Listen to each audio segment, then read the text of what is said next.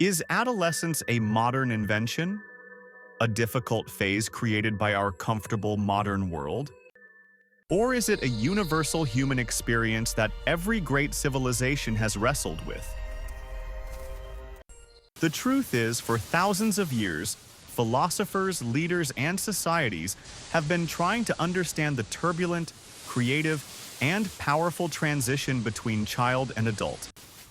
This is the story of how the world's greatest minds perceived the teenage heart and mind. We begin in ancient Greece. To philosophers like Plato and Aristotle, youth was the age of passion. In his famous work, The Republic, Plato divided life into stages, identifying youth as dominated by spiritedness and emotion. They saw the adolescent mind as a wild horse that needed taming through rigorous discipline, music, and gymnastics. Aristotle noted the young are passionate, irascible, and apt to be carried away by their impulses. For them, adolescence was a dangerous but crucial raw material to be sculpted into a rational citizen.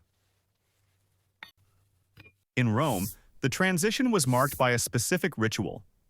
A boy would formally remove his childhood bulla amulet and don the toga virilis, the toga of manhood, often around age 14. This was a clear societal line between child and adult. Throughout the Middle Ages, this practical view continued.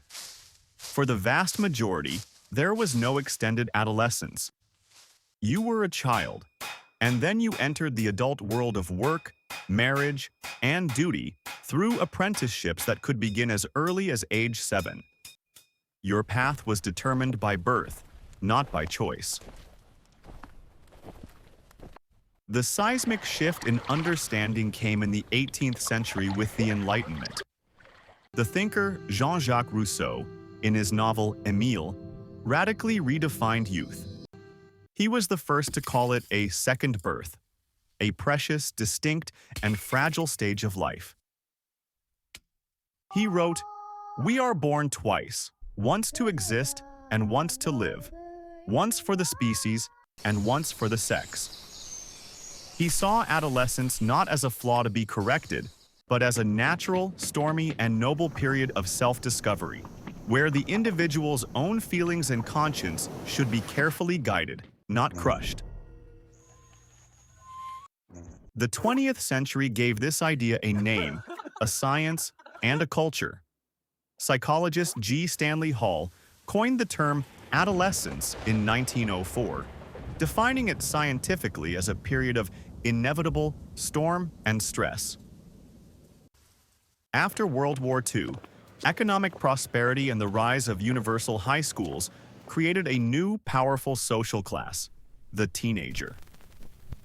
For the first time, this age group had its own music, fashion, slang, and economic power, often consciously rebelling against the older generation and driving social change.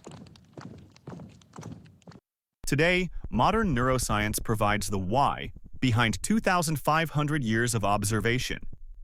We now know the adolescent brain is undergoing a massive neurological renovation. The prefrontal cortex, responsible for judgment and impulse control, is the last part to fully mature. This biological reality explains the universal traits: emotional intensity, risk-taking, and a supreme focus on peer relationships. It's not just hormones, it's a critical period of brain development that cultures have navigated for millennia. So, is adolescence a modern invention? No. The biology has always been there. What has changed is our response to it.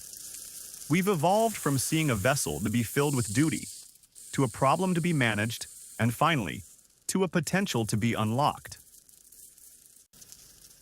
From Plato's fear of its passion to Rousseau's celebration of its spirit, every great thinker has recognized this powerful force.